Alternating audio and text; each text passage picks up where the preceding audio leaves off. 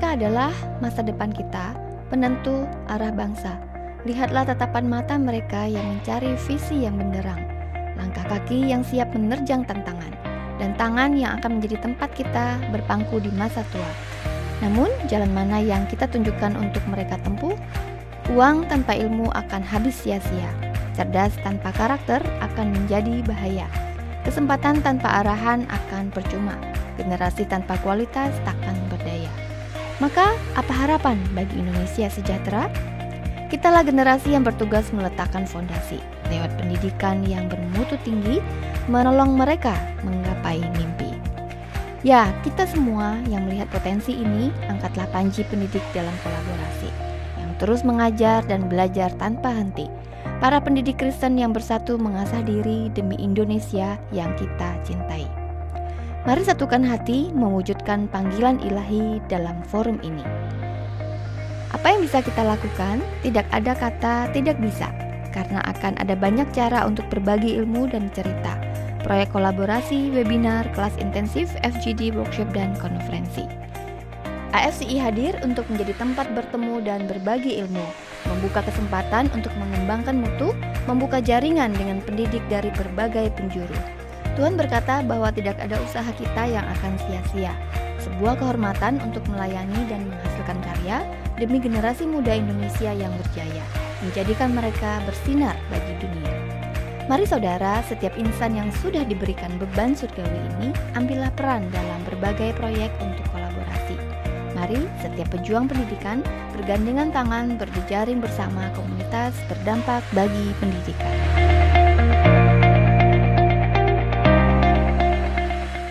Bapak Ibu, salam kenal juga untuk Bapak Ibu yang baru kali ini bergabung dalam webinar AFCI. Saya mengucapkan selamat datang. Bapak Ibu, hari ini kita bertemu di dalam webinar kita yang kedua di tahun periode AFCI 2022 dan 2023 dengan tema Principle of Financial Policies and Management Stewardship in Non-Profit Organization or School. Jadi tema ini memang adalah sebuah tema yang berhubungan dengan manajemen keuangan, baik di sekolah maupun non-profit organization gitu ya. Hari ini narasumber kita adalah Bapak Budi Susila, seorang praktisi pendidikan dan School General Manager dari Yayasan Ciputra yang akan berbagi mengenai pengalamannya di dalam mengelola manajemen keuangan di sekolah. Ya, sebelum kita mulai webinar kita pada pagi hari ini, boleh minta tolong dengan Kak Shirley untuk membuka kita di dalam doa.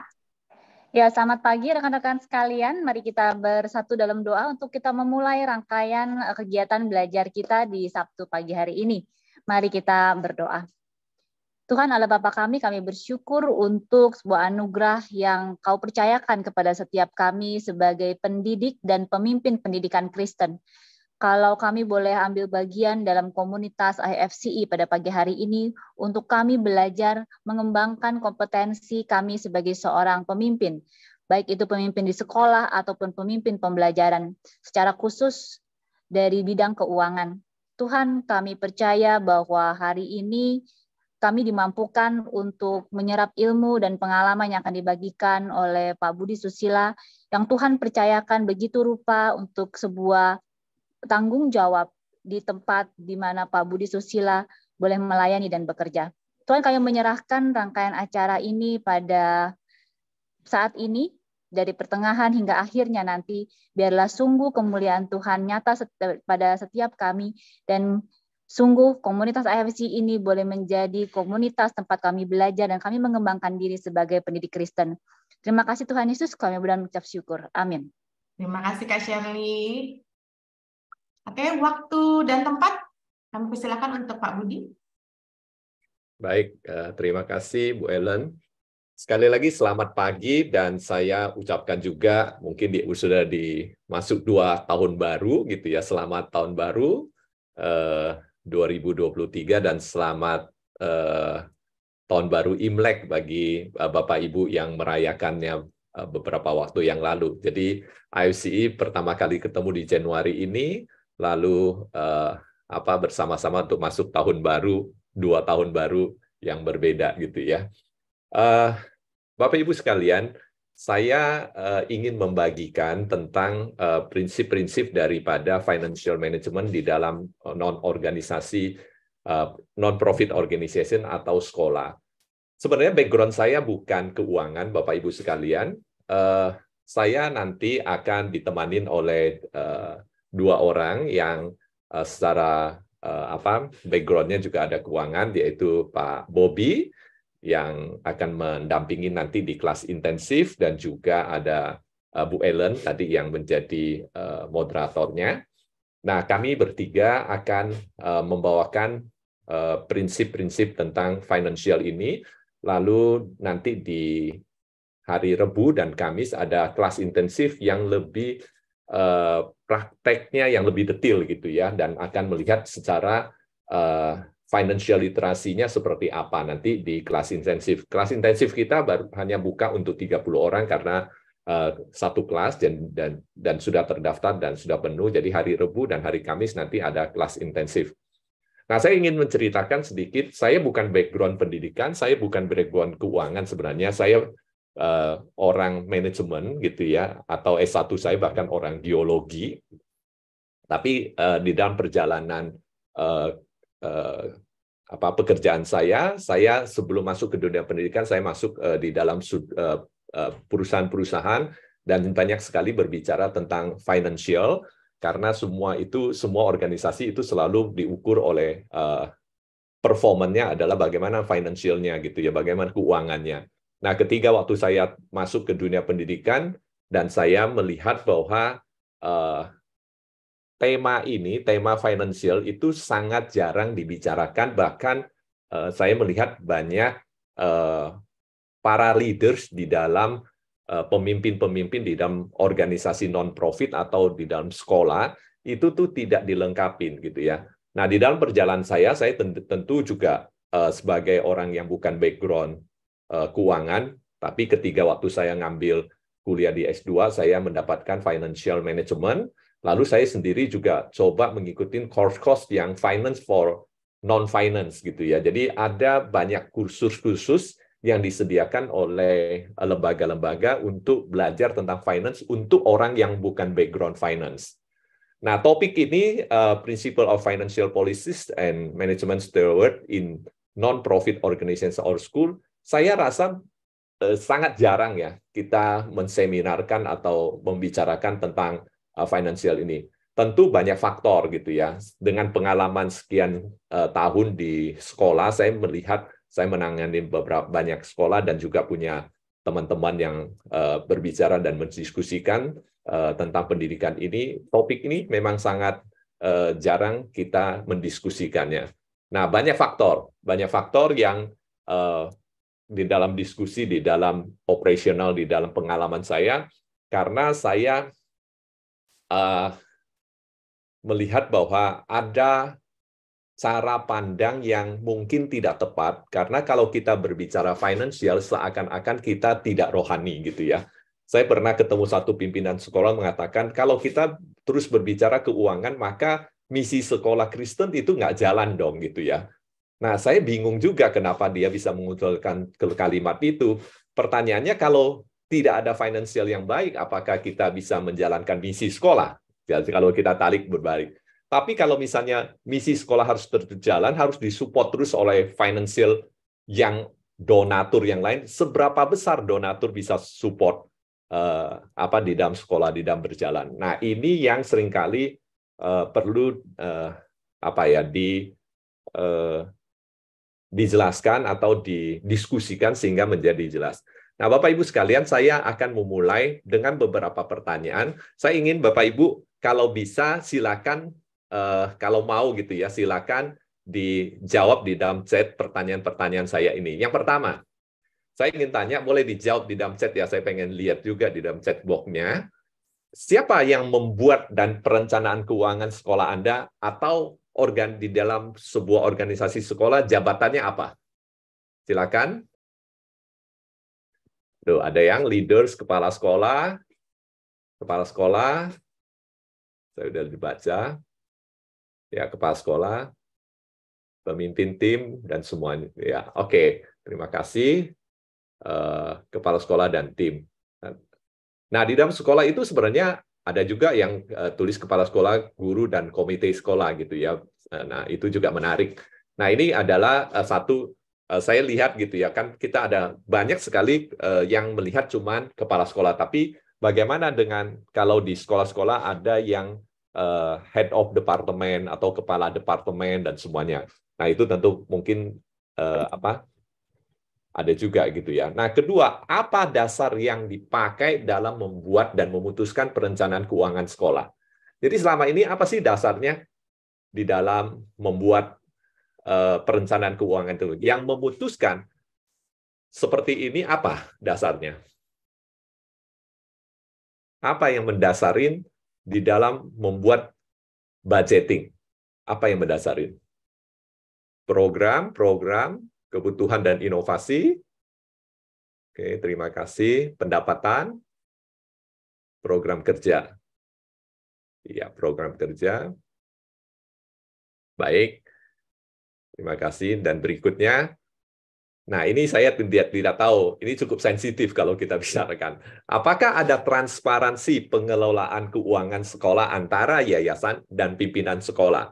Jadi saya mohon maaf karena saya menemukan beberapa kasus bahwa ada beberapa institusi di mana pengolahan keuangan itu ada yang tidak transparan, artinya dari yayasan kepada pimpinan sekolah. Nah, saya tidak tahu, mungkin ini nggak perlu chat gitu ya, karena saya tidak tahu kondisi masing-masing. Pertanyaan cuman, apakah ada transparansi nggak antara yayasan dengan pimpinan sekolah? Apakah keuangan daripada sekolah itu atau organisasi itu terbuka kepada pimpinan operasional sekolah atau institusi tersebut atau organisasi tersebut?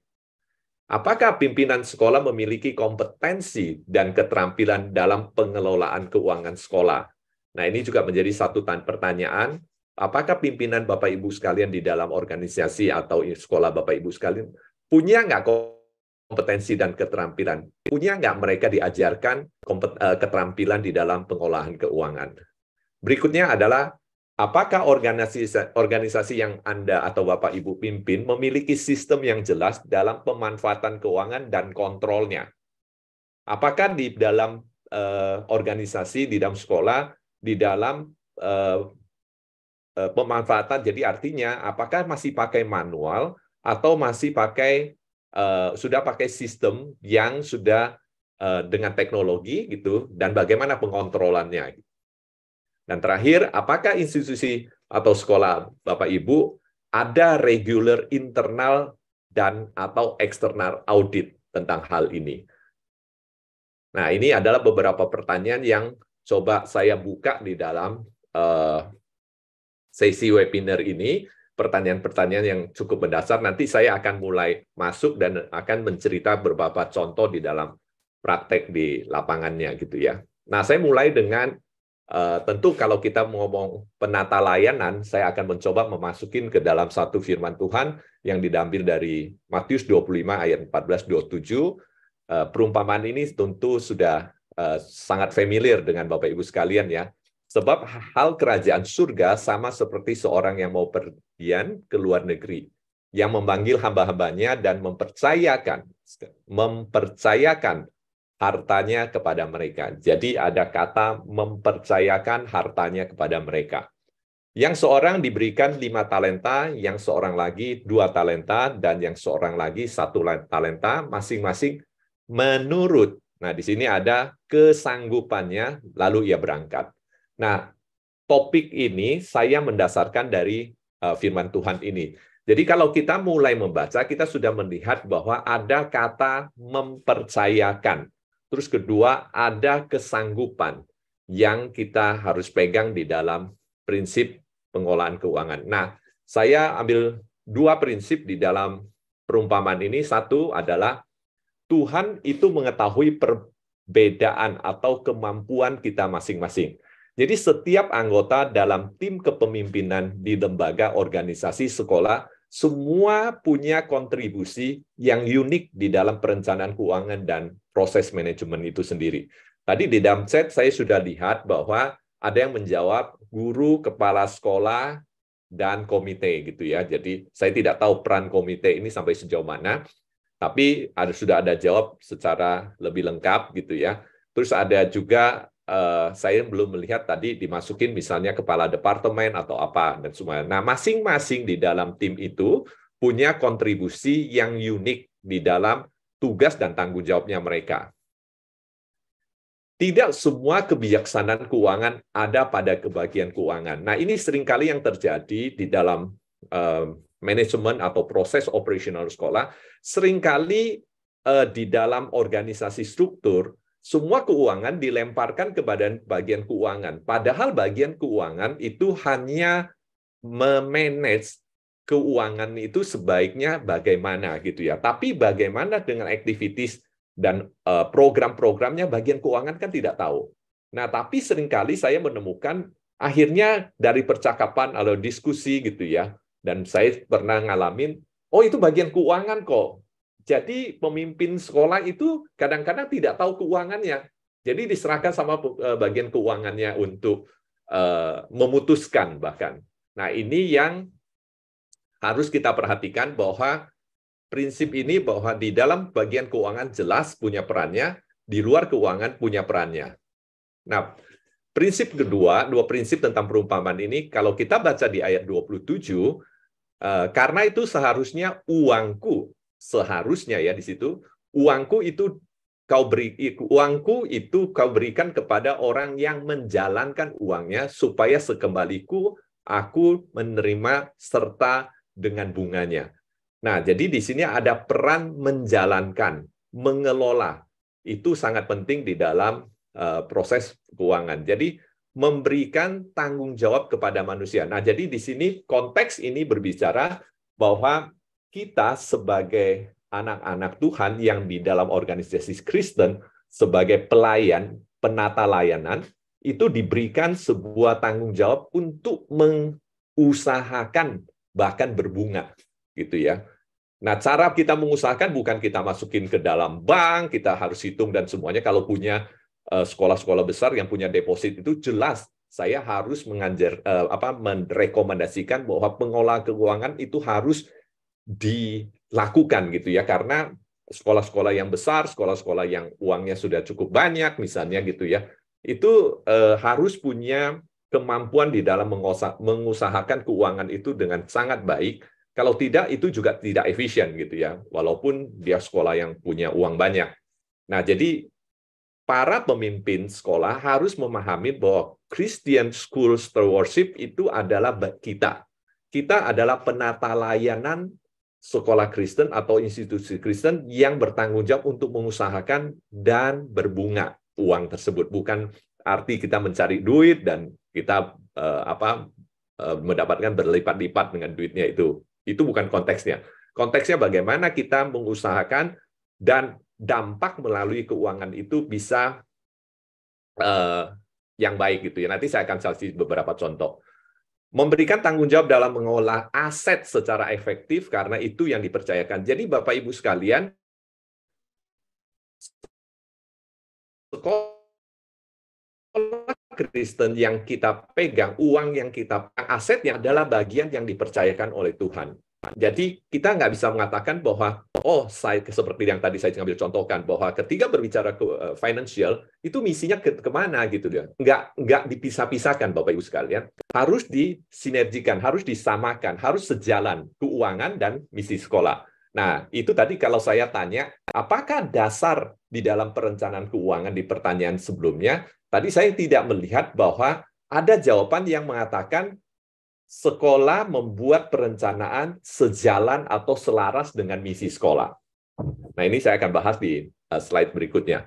Memberikan tanggung jawab penggunaan sumber daya untuk mencapai tujuan yang diberikan. Jadi, kalau Tuhan memberikan kepercayaan, Tuhan juga memberikan tanggung jawab untuk mencapai tujuan yang diberikan. Jadi, tujuan sekolah Kristen, institusi Kristen di dalam dunia ini apa? Nah, kalau kita bisa berbicara tentang keuangan, bahwa keuangan itu yang bisa mengimplementasikan di dalam program-program yang menciptakan atau menghasilkan tujuan yang diberikan oleh Tuhan atau misi sekolah itu sendiri. Nah, penata layanan yang baik sama dengan mampu mengurus dana yang ada untuk kebutuhan, bukan keinginan. Nah, Bapak Ibu sekalian, penata layanan yang baik itu harus bisa kebutuhan, bukan keinginan yang kita mau gitu ya. Saya di dalam perjalanan di dalam sekolah, saya tuh melihat gitu ya, saya sendiri pernah mengalami ada sekolah-sekolah yang di mana membuat budget, membeli barang, itu tuh banyak banget. Misalnya saya ambil contoh gitu ya. Kebutuhan untuk seragam sekolah anak-anak. Nah, seringkali sekolah itu ya kalau tidak diperencanakan dengan keuangan baik, biasa stoknya tuh sampai banyak banget gitu ya, seragam itu. Seringkali stok itu tidak dilihat bahwa sebenarnya stok itu adalah barang yang mati secara keuangan. Nah, ini nanti akan dibahas secara lebih detail di kelas intensif. Jadi kalau ketika Bapak Ibu membeli stok barang yang banyak, sebenarnya keuangan itu tidak baik. Memang barang itu ada di dalam gudang Bapak Ibu sekalian, tapi sebenarnya itu tidak butuhkan sekarang. Cuma ingin stok aja. Padahal secara keuangan itu tidak boleh. Nah, itu yang saya perhatikan. Saya pernah beberapa ketiga waktu masuk di pelayanan yang lalu gitu ya, saya pertama kali masuk di dunia pendidikan, saya kaget gitu ya. Waktu menyusun budgeting itu membeli, zaman dulu masih pakai kertas yang banyak gitu ya, membeli kertas A4 gitu ya. Mintanya tuh sampai bisa ratusan rim. Lalu saya cek di gudangnya masih ada ratusan rim. Loh, saya bilang kenapa kalian minta lagi gitu ya? Saya dulu kan saya nggak terlalu paham ya, karena baru dunia pendidikan, saya baru masuk. Tapi secara pengelolaan aset atau inventory itu kan menjadi sesuatu yang tidak baik gitu ya. Jadi saya menemukan ada stok yang hampir 400 rim, tapi mau minta lagi. Loh. Ini kan stok 400 rim itu berapa duit secara itu? Minta lagi. Kenapa ini bisa terjadi? Karena inventaris yang tidak terkontrol, tidak termanage dengan baik, akhirnya ada stok yang tidak tahu kita. Sistem lagi kembali itu. Nah, itu uang, Bapak Ibu sekalian. Kalau dulu 50.000 misalnya katanya, berapa ya? Nggak usah 50.000 lah. Mungkin 20.000 kali 300 rim kertas itu sudah berapa stok di dalam uang di gudang. Nah, itu hal-hal yang kayak begitu harus dipikirkan dengan baik-baik ya. Terus keuangan yang jelas dan fokus membutuhkan totalitas yang sejalan antara misi sekolah dan keuangan sekolah. Nah, ini yang saya mau tekankan. Seringkali saya mau tanya, Bapak Ibu sekalian, sekolah Bapak Ibu sekalian misinya apa? Keunikannya apa? Keunggulannya apa? Nah, kalau kita sudah tahu misi kita, keunggulan kita, keunikan kita, maka keuangan yang direncanakan harus sejalan dengan ini. Jadi jangan membuat perencanaan keuangan program-program yang tidak sejalan dengan misi sekolah. Atau misalnya di sekolah-sekolah tertentu punya tema tahunan. Tema tahunan itu misalnya tema tahunan itu mau dibuat apa sih? Oke, tema tahunan ini saya harus punya ini gitu. Harus menjalankan ini. Nah, silakan kalian Bapak Ibu sekalian mendesain perencanaan keuangan yang harus sejalan dengan tema itu. Berikutnya, setiap pemimpin sekolah atau institusi harus ikut memiliki dan kontribusi dalam proses perencanaan keuangan. Jadi harus jangan membiarkan misalnya guru-gurunya cuma minta, tapi kalian waktu menyusun sebagai kepala sekolah atau departemen harus mendiskusikan tujuannya apa, program ini untuk apa. Nah, itu harus sejalan atau selaras dengan misi sekolah. Nah, tadi saya sudah bilang, Tuhan berjanji akan memenuhi apa yang kita butuhkan, bukan yang kita inginkan, yang kita butuhkan. Fokus finansial yang jelas itu adalah alignment antara school mission dan keuangan. Sekali lagi, Bapak Ibu sekalian, karena tadi pertanyaan yang awal saya tidak melihat ada tulisan ini. Ingat bahwa keuangan sekolah dibuat, direncanakan, diimplementasi harus sejalan dengan misi sekolah, tema sekolah, keunikan sekolah, atau keunggulan sekolah yang Bapak Ibu pimpin.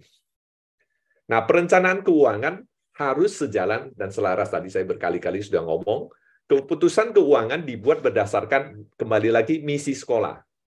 Dasar memutuskan dari itu adalah misi sekolah atau tema tahun ini yang akan dilakukan. Misalnya ada sekolah-sekolah yang punya cabang banyak gitu misalnya. Tapi masing-masing cabang itu kan punya keunikan lokal atau keunikan nasional.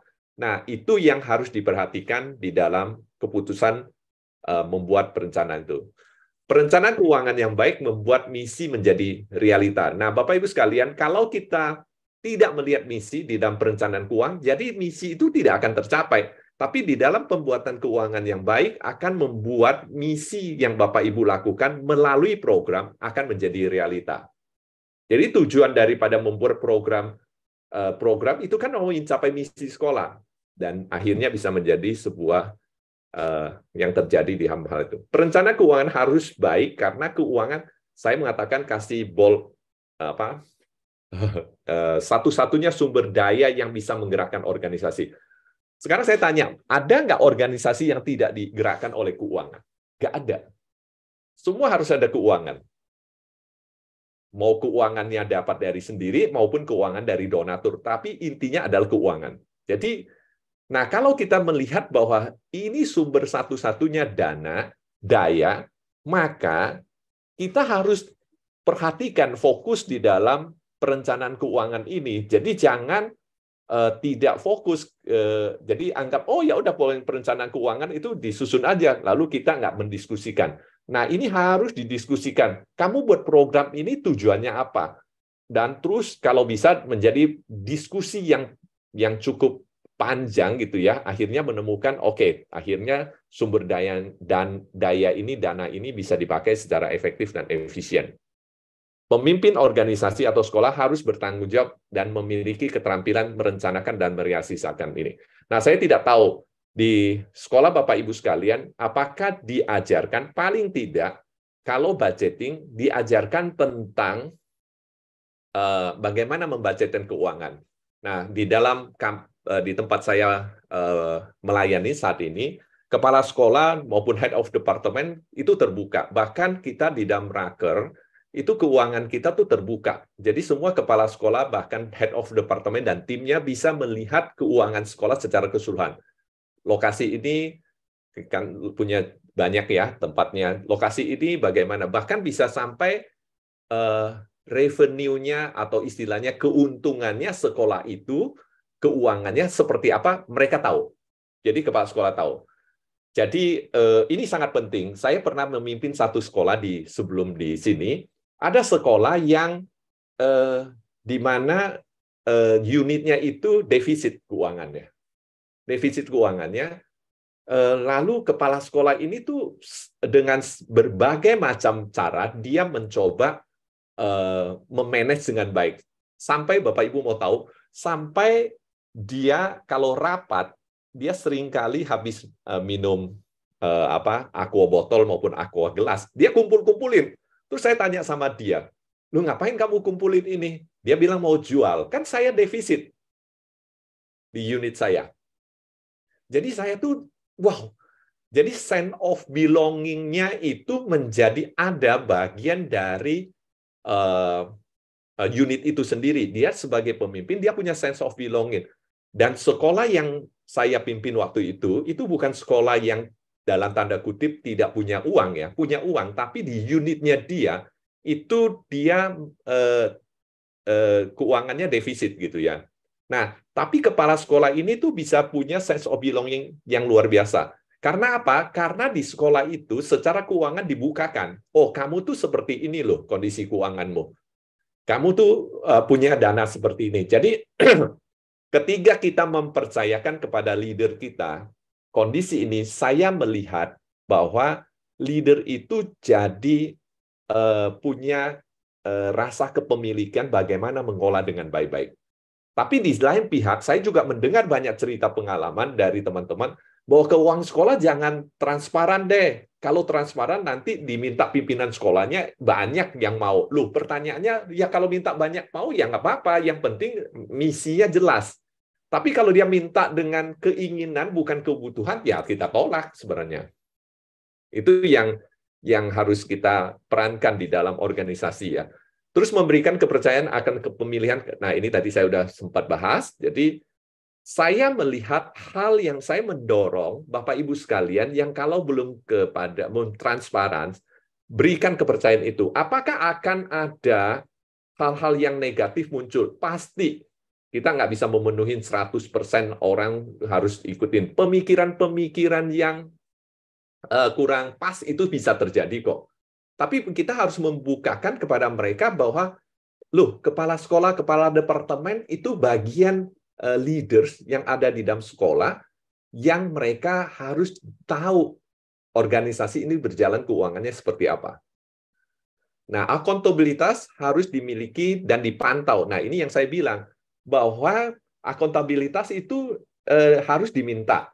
Jadi pertanggungjawabannya ada dan harus dipantau. Jadi kita memberikan kepercayaan keuangan itu berarti bukan memberikan kepada mereka freedom, memberikan mereka independensi, terus mereka memakai semena-mena, yang tidak gitu loh. Nah, perencanaan keuangan itu kemampuan harus mempunyai kemampuan menyusun implementasi serta menganalisa. Nah, seringkali kita cuma bisa menyusun, mengimplementasi, tapi analisanya masih kurang nih. Akan berdampak positif terhadap organisasi sekolah gitu ya.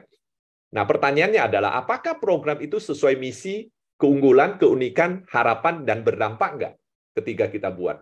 Kita evaluasi aja.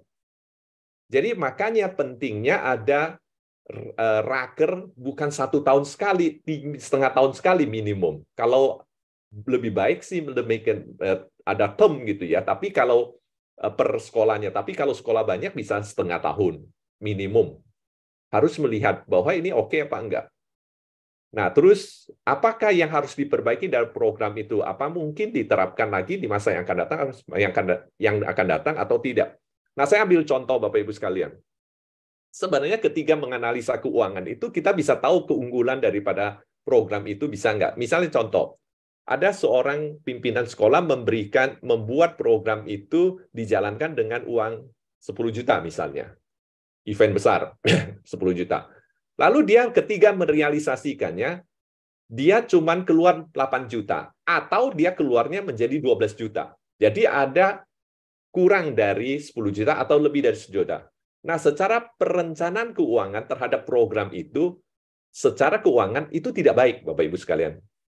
Oh, saya bisa irit kok 2 juta. Dari 10 juta keluar 8 juta. Oh, bagus. Enggak. Karena kalau kita lihat bahwa program itu harus keluarnya mesti 10 juta. Tapi kalau 12 juta, lebih parah lagi defisit gitu loh kan. Jadi intinya di dalam melihat hal itu, melihat bahwa perencanaan keuangan tuh kurang bagus. Nah, terus kedua, dari keuangan itu kita bisa telusurin sebenarnya apa sih yang menghabiskan dana itu, apa sih yang membuat dana itu bisa tidak keluar sampai 10 juta itu 10 juta.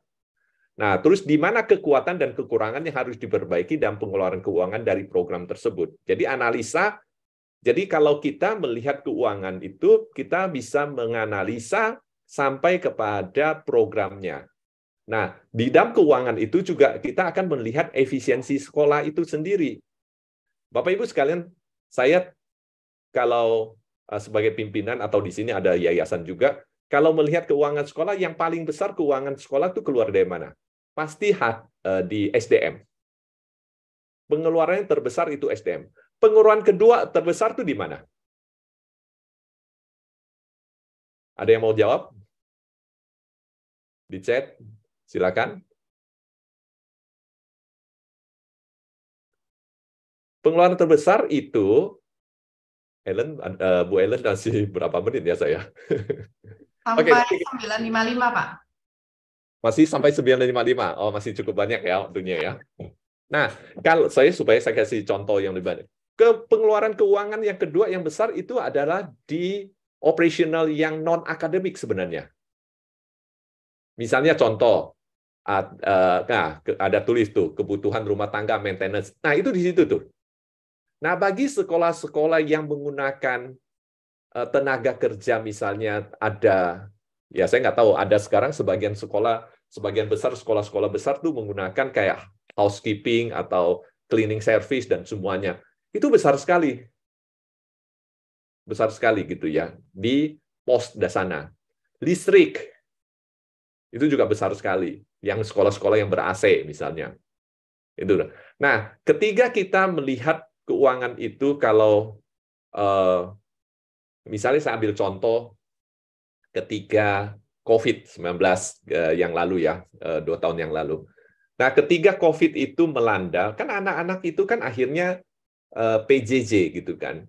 Nah, saya tuh di dalam satu forum kita sempat diskusi, ada pimpinan yayasan atau pimpinan direktur sekolah mengatakan bahwa bermacam-macam. Ada yang mengatakan gini, kan kita waktu COVID tidak sekolah di onsite, banyak orang tua menuntut bahwa uang sekolahnya tidak semahal itu. Dan ini terjadi di Jakarta, semua sekolah-sekolah itu melakukan diskon, gitu ya. Artinya lebih kecil, misalnya dia harus bayar 1 juta, menjadi bayarnya cuma 800.000. Ada diskon 15%, 20%, 25%, macam-macam gitu loh. Nah, ketika terjadi diskon seperti itu, maka penghasilan keuangan sekolah itu sendiri akan menurun. Nah, ketika penghasilan sekolah menurun, itu apa yang harus kita reduce cost di dalam pengolahan ke sekolah itu?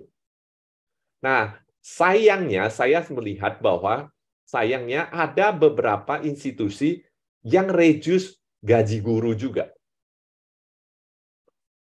Ini mohon maaf, ini sekolah Kristen juga yang saya dengar. Jadi gaji guru di-reduce. Tapi di housekeeping-nya atau operational yang tadi, kebutuhan rumah tangga, itu sebenarnya banyak hal yang bisa kita ngolah di dalam situ. Misalnya AC. Kan kita nggak pakai, tapi ada orang bertanya, Pak, akhirnya kan kita ada kebutuhan internet. Nah, pertanyaannya, kebutuhan semua housekeeping itu semuanya, apakah sejalan semahal yang dibutuhkan di dalam internet? Misalnya gitu. Nah, itu yang harus kita mengolah sehingga bahwa sebenarnya kalau harus reduce atau menurunkan pendapatan guru dan staf, itu mungkin yang paling terakhir. Itu mungkin paling terakhir. Itu terakhir juga kalau sebagai yayasan yang bijaksana, mestinya dia lihat, keuangan saya cukup nggak sih mengcover 1-2 tahun ke depan? Kalau saya nggak menurunkan gaji guru saya. Tapi kalau dia tidak cukup, nah dia harus berpikir sebagai apa? Tapi kalau dia cukup, alangkah sayangnya yayasan itu memberikan kebijaksanaan tetap harus turun. Nah, ini kita sebagai sekolah Kristen gitu ya istilahnya, apa yang kita mau cari dari sekolah Kristen? Itu pertanyaannya. Nah, di dalam diskusi saya melihat bahwa saya nggak berani komen karena itu kebijaksanaan masing-masing, tapi menurut saya, pandangan saya, bahwa kalau sekolah itu secara kemampuan finansialnya masih tetap bisa sustain, kenapa saya harus reduce gaji guru? Kenapa harus saya turunin? Nah, kembali lagi, ini kan berbicara tentang perencanaan keuangan. Ini yang saya ngasih contoh-contoh ya. Nah, tadi yang saya bilang bahwa manajemen keuangan yang baik itu akan memberikan ketahanan atau sustain terhadap organisasi atau sekolah itu. Oleh karena itu, kalau kita sebagai yayasan atau orang yang ada di Departemen Keuangan, itu bukan cuma terima uang, bawa simpen, tapi dia harus forecasting bahwa setiap tahun itu keluarnya berapa kurang lebih. Nah, kalau kayak semacam COVID itu kan tidak terprediksi oleh semua orang. Yang tidak tahu kita tiba-tiba melanda itu. Nah, kalau organisasi secara keuangannya tidak baik manajemennya, itu pasti akan setengah mati gitu ya untuk mengadaptasi kondisi tersebut. Jadi ketahanan itu sangat penting keuangannya karena itu akan berlanjut kelanjutan tentang sekolah. Nah, saya juga ingin share, Bapak Ibu sekalian, kalau Bapak Ibu sekolah keuangan cukup mampu, jangan berhenti di dalam menginvestasikan sesuatu yang akan mempersiapkan ketahanan sekolah ini. Misalnya saya ambil contoh ya. Sekarang teknologi. Teknologi di mana-mana itu sudah sangat mempengaruhi aspek seluruh kehidupan organisasi, jelas gitu kan. Nah, bagaimana sekolah kita menginvestasikan hal itu? Investasi teknologi itu kan bukan investasi yang murah. Berapa persen investasi keuangan teknologi itu diberikan kepada sekolah? Nah, ini penting untuk menjaga ketahanan dari organisasi sekolah itu atau sekolah itu terus berjalan dengan baik. Berikutnya, sebenarnya ketiga manajemen yang baik dan sehat itu adalah kesaksian institusi, kesaksian sekolah itu secara internal dan eksternal. Nah, Bapak Ibu sekalian, kita seringkali ngomong kita melayani anak-anak baik, tapi kita tidak melayani guru-guru dan staf kita yang baik. Itu yang harus kita terus review supaya kita dari manajemen keuangan kita melihat kesaksian institusi kita yang dengan baik. Karena Tuhan mempercayakan sekolah ini dengan tujuan yang Tuhan berikan kepada kita. Terus harus memiliki data yang akurat untuk menolong menganalisa terhadap ketahanan organisasi atau program yang diterapkan atau perkembangan organisasi ke depan. Nah, ketika kita punya perencanaan keuangan, sebenarnya bagian dari keuangan di organisasi itu bisa memprediksi setiap tahun penerimaannya berapa, pengeluarannya berapa, kita bisa savingnya berapa. Itu perlu juga gitu ya. Dan manajemen keuangan sekolah itu memahami 3P gitu ya, saya sebut kebijaksanaan, prosedur, dan orang. Nah, saya bahas satu persatu. Kebijaksanaan, policy. Jadi dasar dari pengontrolan keuangan itu policy di dalam sekolah itu masing-masing institusi berbeda-beda. Yayasan satu dengan yayasan lain bisa berbeda-beda tergantung bagaimana kebijaksanaan mau diambil. Misalnya ambil contoh, sekolah A memberikan dasar dari pengontrol keuangan kepada pemimpin kepala sekolah levelnya sekian uangnya. Terus kalau sekolah yang lain sekian uangnya. Itu ada dasar-dasarnya dan sistemnya masing-masing. Terus kedua adalah laporan keuangan. Nah, ini saya sangat merekomend standar keuangan yang kita pakai gitu ya. Artinya minimum kepala sekolah bisa membaca, nggak usah sampai detail, membaca 3 hal itu. Satu adalah cash flow, kedua ada profit and loss, dan yang ketiga balance. Tapi yang sering kali yang terjadi, kepala sekolah hanya membaca profit and loss, P&L, gitu ya. Karena itu yang sering. Padahal sangat penting juga untuk melihat tentang cash flow. Nah, teman-teman, nanti di sesi intensifnya nanti akan dibawakan oleh teman-teman saya untuk memberikan gambaran secara pengetahuan bahwa seperti apa sih tiga yang tadi saya sebutkan itu. Karena 3 itu memberikan pengetahuan dan keterampilan bagi Bapak Ibu sekalian untuk mengolah keuangan. Minimum 3 ini gitu ya.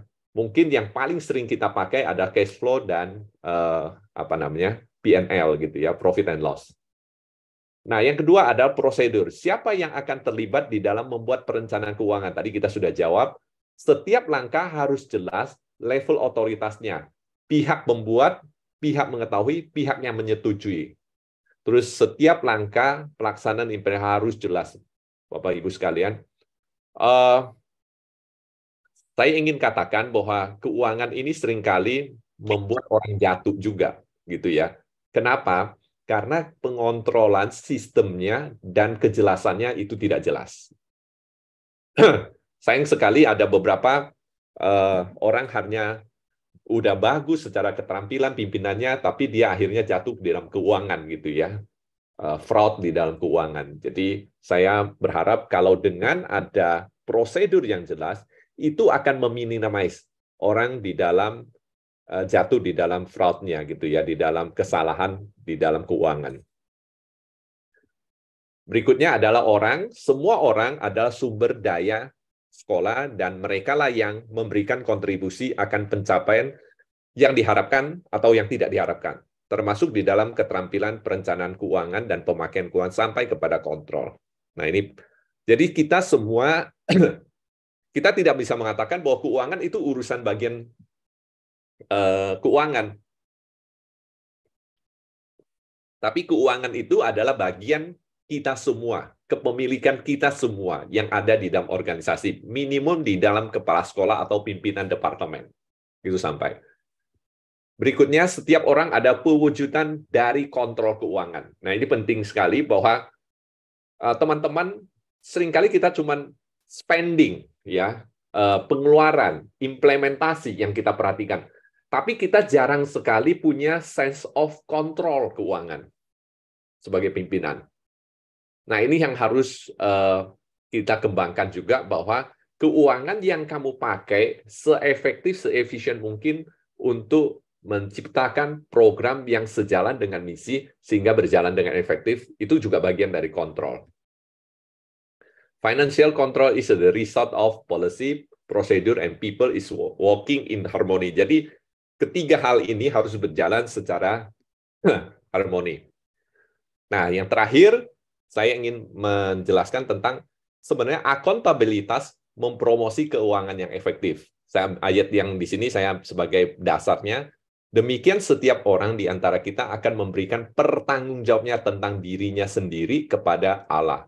Jadi, kita mau kerja di institusi mana, mau institusi sekolah, mau institusi non-sekolah, misalnya di dalam pelayanan, ataupun bukan pelayan, setiap kita mempunyai tanggung jawab di dalam hal seperti ini. Yang pertama, akuntabilitas di dalam operasional. Bagaimana kita memelihara atau menjaga, memonitor operasional keuangan yang sehat, baik budget yang ada besar maupun yang kecil. Jadi saya di sini mengatakan bahwa kita tidak bisa mengatakan, kemarin saya dalam diskusi ada mengatakan gini, sekolah itu kan sekolah kaya, sekolah banyak duit gitu ya. Sekolah ini kan sekolah yang kurang duitnya gitu. Kita tidak mengatakan bahwa misalnya ya sekolah ada yang harga uang sekolahnya 5 juta, ada harga uang sekolahnya cuman katakanlah ratusan ribu gitu ya. Saya sebut satu nama, satu angka 500.000 misalnya. Nah, tidak bisa kita mengatakan bahwa oh dia enak sih, dia punya 5 juta per bulan di dalam penerimaan SPP-nya atau uang sekolahnya. Loh, saya cuma 500.000, yang nggak bisa begitu. Karena 500.000 dipercayakan 500.000. Yang 5 juta dipercayakan 5 juta. Jadi ngolahnya sama prinsip Alkitab yang tadi mengatakan bahwa 5 talenta kamu olahlah menjadi baik. 1 talenta kamu olahlah menjadi yang terbaik. Prinsipnya ini. Jadi kita tuh tidak bisa membandingkan. Tuhan memanggil sekolah kita untuk masuk segmen yang 500.000, Tuhan juga memanggil sekolah kita yang masuk segmen yang 5 juta. Ada, masing-masing punya perannya. Jadi kita tidak bisa membandingkan sekolah kaya dan sekolah miskin. Nggak bisa. Sekolah yang ditetapkan ya udah sama gitu ya. Artinya kamu memang masuk dalam segmen itu. Bukan kamu mengatakan bahwa itu sekolah saya atau sekolah miskin. Nah, berikutnya adalah akuntabilitas fiskal. Fokus pada proses keuangan. Jadi, sangat penting bahwa proses tadi, bagaimana menerima keuangan, bagaimana mengeluarkannya, bagaimana laporannya. Itu di dalam tadi yang saya bilang sistemnya nanti akan dibahas lebih detail di dalam kelas intensif, Bapak-Ibu sekalian. Terus mau monitor perencanaan keuangan budget secara berkala. Jadi ada pertanggungjawaban secara berkala, bukan berjalan sampai jalan aja gitu ya. Jadi tidak ada pertanggungjawaban atau tidak ada monitornya. Nah, ini adalah akuntabilitas dari karyawan itu sendiri. Orang, evaluasi kerja karyawan akan memberikan dampak pada keuangan sekolah. Jadi Bapak Ibu sekalian,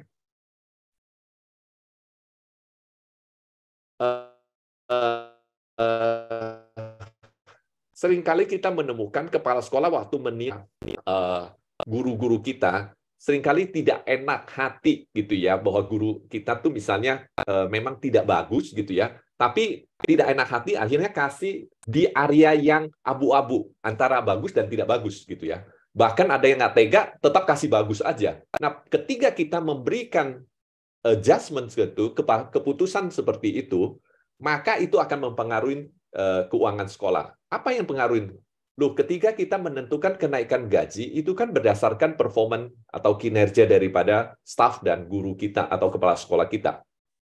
Nah, kalau kita menjustifikasi atau memutuskan bahwa kita nggak tega, itu sebenarnya tanggung jawab kita sudah melalaikan tanggung jawab kita sebagai pemimpin. Kalau memang tidak bagus, ya memang tidak bagus. Kalau memang bagus, itu yang kita harus menjadi ukuran untuk apresiasi, ya nggak apa-apa. Itu ketentuannya, itu policy-nya yang harus kita buat. Misalnya contoh ya, saya ambil contoh, ada guru-guru yang bagus sekali gitu ya. Ya policy-nya kalian harus memberikan dia yang bagus, karena memang kebijaksanaan atau sistem di dalam payroll-nya atau di dalam penggajiannya itu harus seperti itu. Tapi kalau ada yang guru yang tidak bagus, kalian jangan menulis bahwa oke, tetap gitu loh. Itu kan akan memberikan keputusan yang salah terhadap dampaknya kepada keuangan. Nah, yang terakhir adalah semakin independen atau privasi, semakin rapuh menyalahkan tanggung jawab. Oleh karena itu, perlu check and balance. Tadi yang saya mengatakan bahwa di institusi manapun, jabatan manapun, jangan sampai kita tidak punya check and balance. Posisi apapun. Saya tidak tahu, saya melihat bahwa sekolah-sekolah tertentu, yayasannya itu tidak punya check and balance. Nah, itu sayang sekali. Ada sekolah-sekolah yang bagus, dia pakai external audit, financial audit. Jadi di situ dia cek untuk mengontrol daripada peran yayasan itu sendiri. Kalau yayasan siapa yang kontrol kan tidak. Gereja kan, kalau misalnya sekolah yang punya gereja, nah gereja ada nggak mengontrol yayasan? Sangat jarang. Saya sendiri tidak punya pengalaman dan tidak pernah tahu bahwa ada gereja yang melakukan checks and balance terhadap yayasan yang memimpin sekolah Kristen yang punya gereja misalnya. Gitu ya. Nah, terakhir saya tutup dengan satu slide ini. Pengelolaan keuangan membutuhkan kepercayaan, Bapak Ibu sekalian. Sekali lagi, pengelolaan keuangan membutuhkan kepercayaan. Apakah kepercayaan itu nanti disalahgunakan? Itu jangan jadi pengalaman menjadi traumatik buat Bapak Ibu sekalian. Tapi kepercayaan itu sangat penting. Firman Tuhan mengatakan kepada kita, waktu si tuannya mau keluar negeri, dia memberikan kepercayaan kepada hamba-hambanya. Jadi yang ada di dalam yayasan di sini maupun yang ada di dalam leader di dalam sini, mau jadi direktur, mau kepala sekolah, mari kita memberikan kepercayaan kepada tim kita yang di dalam pengolahan keuangan. Untuk mengontrol apakah dia salah pergunakan atau tidak efektif dan efisien, itulah yang disebut dengan prosedur atau sistem yang harus kita harus kontrol. Baik, Bu Ellen, saya pikir saya cukup sampai di sini. Saya stop share. Silakan. Atau mungkin saya persilakan, kemarin sudah mengirimkan pertanyaan secara pribadi. Sudah angkat tangan. Ya, selamat siang Bapak Ibu yang dikasih oleh Tuhan. Selamat tahun baru Imlek ya. Kiranya Tuhan memberkati kita di tahun yang baru ini. Terima kasih Pak Budi atas penjelasan yang begitu mengena dengan kebutuhan-kebutuhan kita dalam pelaksanaan pengelolaan sekolah. Ada beberapa hal yang memang suatu pergumulan yang besar bagi pengelola yayasan atau dalam soal keuangan.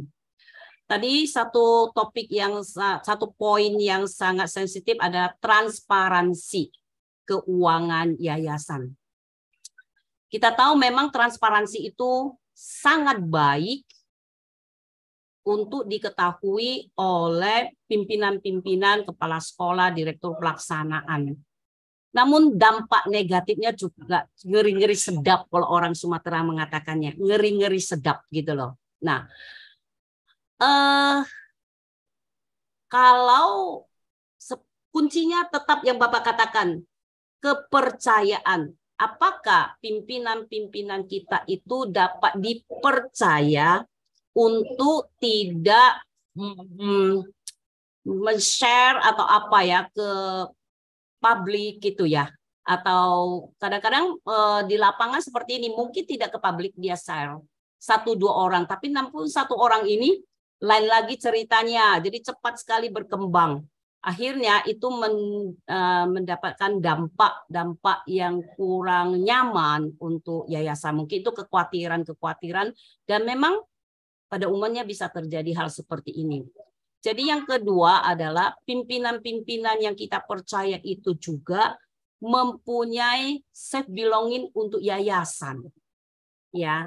Jadi di lapangan kadang-kadang kita ketemukan pimpinan-pimpinan yang gimana ya saya katakan berlawanan arah dengan yayasan ya, mungkin ya ada ya seperti itu ya. Jadi kalau misalnya request-nya tidak disetujui gitu ya, dia akan ngoceh sana ngoceh sini seperti itu Pak. Ada yang seperti itu. Uang kami kan banyak. Apalagi kalau yayasan yang mengelola beberapa lembaga di bawahnya, misalnya pasti terjadi apa ya namanya sharing ya, membantu untuk mungkin di lembaga ini di TK-nya ini defisit misalnya, di SMP-nya itu surplus. Nah, tentu di dalam penggajian dan lain-lainnya itu kan semua pakai sistem. Ya Pak ya, pakai sistem. Jadi kami kok surplus kok, harusnya kami lebih apa seperti itu, seperti. Nah, itu yang memang bagaimana arahan Bapak menguatkan kami, meyakinkan kami dalam hal-hal seperti ini Pak Budi. Makasih Pak Budi. Baik, makasih. Oke, yang pertama mengenai sense of belonging dari leaders kita gitu ya. Nah, saya melihat memang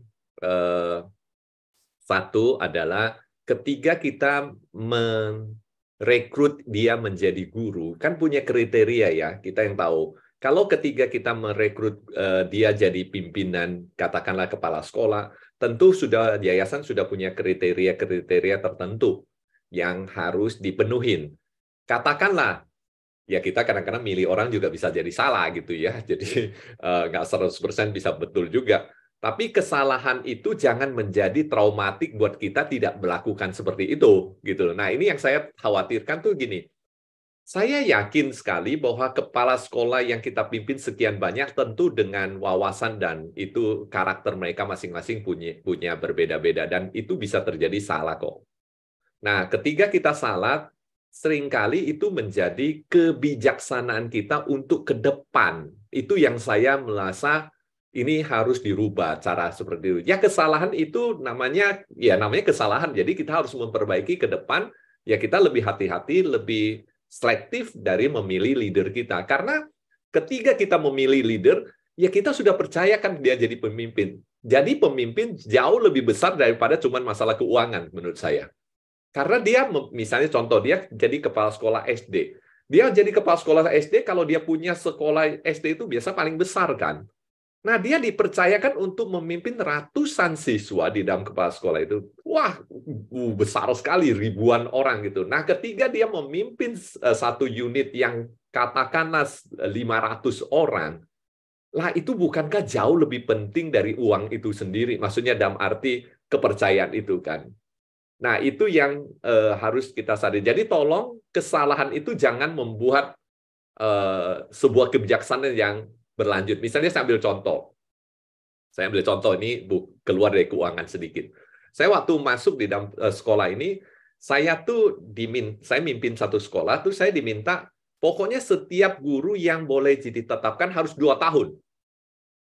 Nah, saya bilang sama SDM-nya, kenapa harus 2 tahun? Bukannya kalau dia bagus 1 tahun saya oke kok. Nah, terusnya dia cerita, ya Bapak nggak ngalamin, saya jadi SDM, ketika diangkat 3 bulan kemudian disuruh saya yang pecat. Loh, saya bilang, itu adalah kesalahan rekrutmen, istilah menetapkannya dia biasa kalau orang belum menetap, masih kelihatan baik-baik, tapi udah menetap jadi kelihatan taringnya gitu loh istilahnya gitu loh kan. Nah, sistem kita bagaimana? Tapi itu jangan menjadi kebijaksanaan bahwa semua orang, kasihan dong kalau memang orang yang baik hati, yang baik karakternya, yang baik semuanya harus nunggu 2 tahun.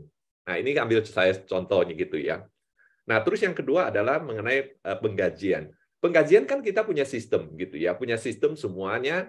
Jadi ada sekolah yang gini, oh di sana, misalnya contoh, di sekolah sana defisit, kita kasih lebih kecil. Kalau itu kebijaksanaan yayasan, ya harus kasih tahu gitu loh kan.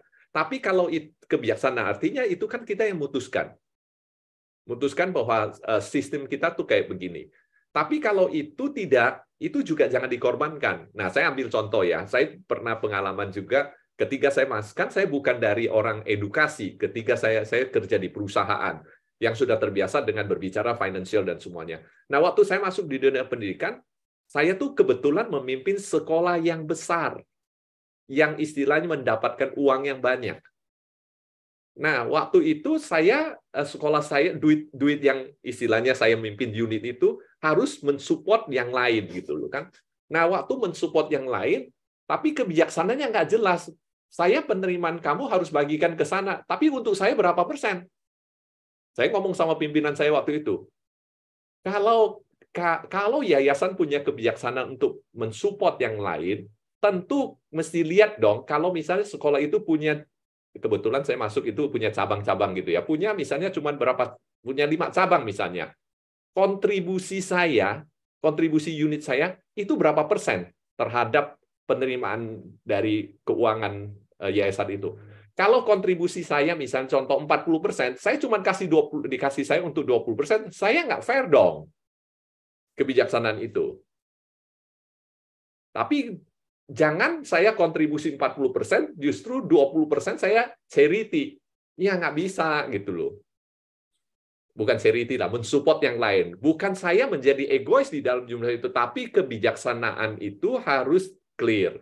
Kalau memang oke, kamu cuman setiap penerimaan kamu 20%-nya kamu harus support yang lain. Ya nggak apa-apa. Itu keputusan yayasan kok, saya harus terima. Nah, ini harus clear. Jadi jangan by tahun, oh kamu ada, kamu kasih, kamu nggak ada, kamu ya nggak bisa seperti itu. Jadi kembali lagi bahwa tadi saya bilang policy-nya itu harus jelas. Gitu ya. Ada satu pertanyaan dari satu rekan kita gitu ya. Ini beliau menitipkan ini. Prinsip dalam pengelolaan keuangan di sekolah. Jika SPP itu membiayai operasional sekolah dan SPP itu defisit dalam membiayai operasional sekolah. Sejauh mana sekolah itu bisa mengambil dana dari uang pangkal yang ada? Atau sekolah apakah lebih memilih untuk menerima tawaran dari pemerintah untuk mengambil dana bantuan seperti BOS atau BOP? Padahal sebenarnya dana operasional itu masih ada di uang pangkal. Nah, bagaimana menurut pandangan Pak Budi? Apakah uang pangkal itu baiknya hanya disimpan saja untuk pembangunan fisik atau bisa juga digunakan untuk biaya operasional jika keadaannya mendesak? Ini titipan pertanyaan, Pak. Menarik ya, Bapak Ibu sekalian. Saya mau sorotin satu dulu mengenai uang pangkal. Coba hitung kita. Kalau hitung uang pangkal setahun itu untuk membangun luas bangunan yang katakanlah saya ngomong 4.000. Karena saya sering bangun sekolah kok. Ya, jadi saya bangun sekolah, saya ngelihat ketika uang pangkal itu dikeluarkan untuk membangun satu gedung sekolah, itu sekarang bangun gedung sekolah tuh ngomongnya di atas puluhan M. Satu gedung sekolah, Bapak Ibu sekalian. Jadi kalau uang pangkal Bapak Ibu yang tadi yang katakannya defisit keuangannya tadi, di SPP defisit, kamu mau nyimpan mau berapa tahun uang itu untuk diinvestasikan bangun gedung misalnya. Itu sudah sangat susah. Jadi saya menyarankan bahwa sebenarnya kan nggak apa-apa. Kalau memang operasionalnya kurang, ya udah kita berarti sekolah itu belum sehat. Sekolah yang Bapak Ibu yang tadi yang belum bisa di-cover mandiri oleh SPP, itu berarti sekolah yang tidak sehat. Jadi bagaimana harus bisa mengolah keuangan dengan segala program yang ada, dengan efisiensi yang ada, sehingga membuat sekolah itu bagus. Dampaknya yang gampang tuh gini, biasa keuangannya sekolah yang kurang bagus, itu satu, salah setting SPP-nya atau muridnya terlalu sedikit. Itu satu ya. Nah, terus kedua pertanyaannya kan BOS. Nah, seringkali saya sangat menyayangkan tentang pandangan orang-orang Kristen atau sekolah-sekolah Kristen tentang bos. Bos itu dianggap tabu diterima, gitu loh kan. Gini, Bapak Ibu saya juga banyak bergaul dengan Kemendikbud gitu ya. Bapak Ibu tahu nggak, penerimaan bos itu sekarang tuh sudah mulai sangat transparan. Apakah ada di seluruh Indonesia oknum-oknum tertentu yang bermain? Ya ada, meminta tambahan itu ada. Tapi itu kan tergantung kebijaksanaan kita mau kasih apa enggak. Ketika pemerintah menawarkan bos, kita juga berhak kok untuk menerima atau menolak. Banyak sekolah Kristen menolak. Saya tahu gitu loh kan. Tapi waktu Bapak Ibu menolak itu alasannya apa? Selalu beralasan bahwa itu integritas. Suka dia. Nah, sekarang pemerintah tuh sangat amat terus mendorong untuk integritas terjadi. Saya ambil contoh. Bapak Ibu kalau terima bos, kalau mau belanja itu kan pakai Simpla. Ya, ini yang kalau terima bos itu tahu. Pakai Simpla itu harga di Simpla itu jauh lebih mahal daripada yang di market, di pasaran. Nah, kacamata kita kan protes nih, kacamata swasta, bahwa ya ngapain aku beli di Simpla, ini protes lah, pokoknya saya pakai Simpla, karena lebih mahal, korupsi dan semuanya. Tapi Bapak Ibu mesti lihat dari kacamata pemerintah. Kacamata pemerintah itu waktu dia membuat Simpla, dia sudah bisa meng-cut orang yang korupsi itu berapa banyak. Walaupun harga itu di dalam per unit barang itu lebih mahal. Nah, kalau Bapak Ibu menjadi sekolah Kristen yang menerima bos yang membelanjakan di Simpla, ya belanja aja. Karena itu kebijaksanaan pemerintah kok, bukan saya korupsi, saya harus bayar di situ, ya saya harus beli di situ. Tapi kadang-kadang kan kita gedek nih istilahnya. Yang harga nggak perlu seperti itu, harus seperti harga yang misalnya ya saya sendiri mengalami juga gitu ya, bayar listrik kadang-kadang nggak 10 hari itu harus lewat itu menjadi lebih mahal. Tapi kan itu kebijaksanaan yang diterapkan dalam akuntabilitas daripada pemerintahan Indonesia. Nah, itu kacamata. Jadi ada juga mengatakan bahwa bos boleh terima enggak? Saya bilang, kenapa enggak boleh? Ada yang mengatakan, kan saya sekolah cukup dan semuanya. Loh, Bapak Ibu, kan boleh tolak enggak? Boleh, itu hak Bapak Ibu kok. Tapi kalau Bapak Ibu mau terima, ya terima aja. Kan itu haknya. Ada sekolah yang mengajukan untuk terima bos, ditolak juga sama pemerintah kok. Nah, jadi jangan dipertentangkan ini antara boleh atau tidak. Terus pertanyaan saya, dasarnya apa? Boleh atau tidak? Dasarnya dari mana? Nah, saya tahu gitu ya bahwa pemerintah itu tidak sempurna, menuju makin transparansi, menuju makin terkontrol itu memang sebuah perjuangan di Kemendikbud. Saya tahu gitu, tidak mudah. Tapi paling tidak kita menghargai dan kita menjadi pelaku yang menerima bos itu, kita jangan bermain tidak berintegritas. Yang kita ikutin ada prosedur mereka tuh sangat luar biasa kok. Maksudnya sangat mencoba untuk transparan mungkin, mencoba untuk tidak terjadi korupsi, itu sudah sangat baik. Nah, pertanyaan tadi adalah, boleh nggak terima bos? Kembali kepada Bapak Ibu, kalau misalnya menurut saya, kalau kalian misal sekolah itu cukup dan aku nggak perlu kok, kasih kepada orang lain aja biar bos itu. Kita nggak tahu pemerintah kasih ke siapa. Nah, kalau mau tolak, istilahnya nggak mau terima, ya nggak apa-apa. Kalau mau terima, ya menurut saya nggak apa-apa juga. Ketika Bapak Ibu menerima, pergunakanlah uang itu seharusnya. Kan pemerintah juklak dari bos itu kan banyak tuh kita bisa pakai untuk dipergunakan untuk apa? Oke, kayaknya gitu dari saya. Oke, terima kasih Pak Budi. Sesi tanya jawab kita sudah selesai. Ini Bapak Ibu, waktunya sudah terbatas. Jika ini ada satu lagi, apakah masih yang terakhir Pak Budi? Boleh. Ya, ini dari Ibu. Kalau yayasan dan finance sudah tidak percaya untuk membuka keuangan ke pimpinan bagian lain, apakah itu tanda kita mesti meninggalkan institusi tersebut? Iya. Ya, saya merasa gitu ya, yayasannya aneh. gitu loh kan bagi saya. Ketika yayasan memilih jadi pemimpin tapi nggak percaya, gimana ya Pak? Tadi saya cerita sama yang Bu Pauline tanya, bukankah anak-anak di depan mata kita orang Kristen loh seringkali ngomong bahwa anak-anak itu ada di dalam tangan kita, bagaimana kita membentuk anak-anak menjadi karakter yang baik. Lah aneh kan yayasan itu bahwa tidak percaya kepada pimpinan untuk mengolah keuangan, padahal di depan mata dia satu jiwa kalau kita rusakin itu lebih mahal dari keuangan itu. Bukankah begitu prinsipnya? Nah, tapi kenapa yayasan itu? Ya, terus terang, ini boleh tiru apa boleh enggak. Kalau kita ngomongin, kalau memang yayasan tidak bisa diomongin dan semuanya, ya memang harus kita pikirkan apakah ini tempat baik atau enggak buat saya. Harus, menurut saya. Tapi harus ada proaktif kita dulu membicarakan hal itu kepada yayasan. Jadi jangan sampai maksudnya kita main ngambek aja terus. Tapi kalau kita udah pendekatan kepada yayasan, kita menjelaskan kepada yayasan tujuannya dan semuanya, akhirnya ya kalau nggak ada ruang harus dipikirkan, iya apakah tempat itu adalah tempat yang baik buat saya atau enggak untuk berkembang.